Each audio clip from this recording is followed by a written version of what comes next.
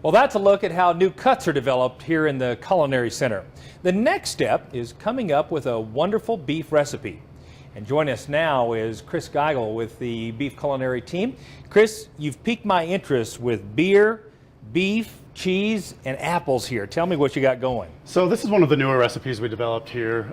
It's called our beef and kale Queso Fundido. It's basically a beer and cheese dip with a beefy twist. Outstanding. So I'll show you how to make that here. Okay. First I'm going to turn on my frying pan. Sure. So you start with a little beer, and who doesn't love that? Okay. We're using a craft beer here in Colorado. Beer's really big, so I picked a local craft beer, but you can use your favorite beer. So that's going to go into the frying pan. All right.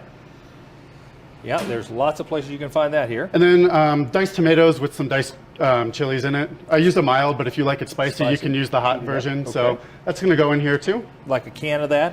One can of that. Sure. I'm going to stir that up a little bit. Okay.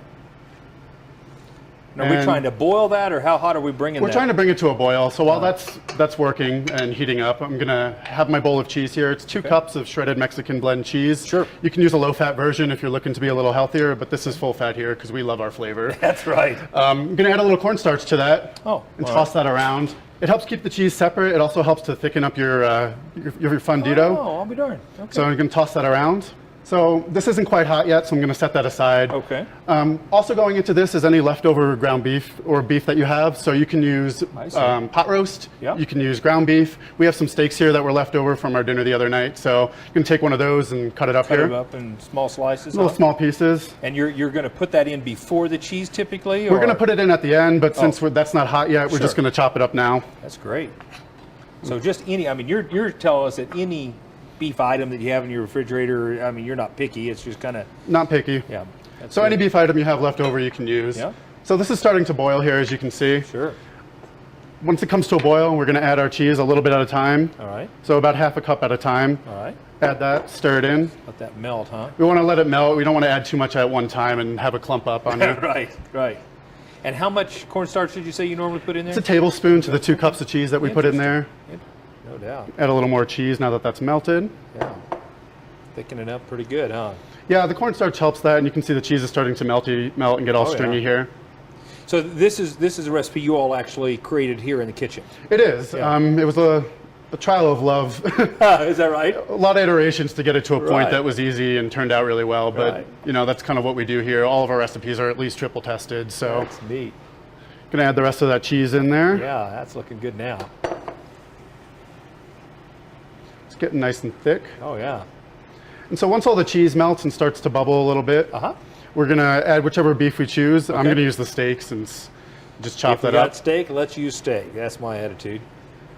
So I'm just gonna pour this in here. Okay. And also, we're gonna add a little bit of chopped kale to this. It helps to add a really nice color, and it's also really good for you. So. Well, tell me more about it. I mean, I hear about kale a lot. It's in lots of nutrition magazines. Sure. Why is that becoming so popular, Chris? Kale's really popular because green leafy vegetables in general are super high in most nutrients that you need. So it just became the really big food right now because it's really good for you, and you can do it's very versatile. Yeah. So I'm not going to add all of this in, just a little bit here. Gotcha. I'm going to just turn down my heat a little bit. Sure. Stir that in. Look at that. Boy, that's quick too. That's quick, and that's done. You just want to make sure that you bring your beef up to temperature. So once it's kind of together and you add your steak, you want to cook it for about 3 to 5 minutes to make sure your leftover beef comes to at least 165 degrees. Okay, gotcha.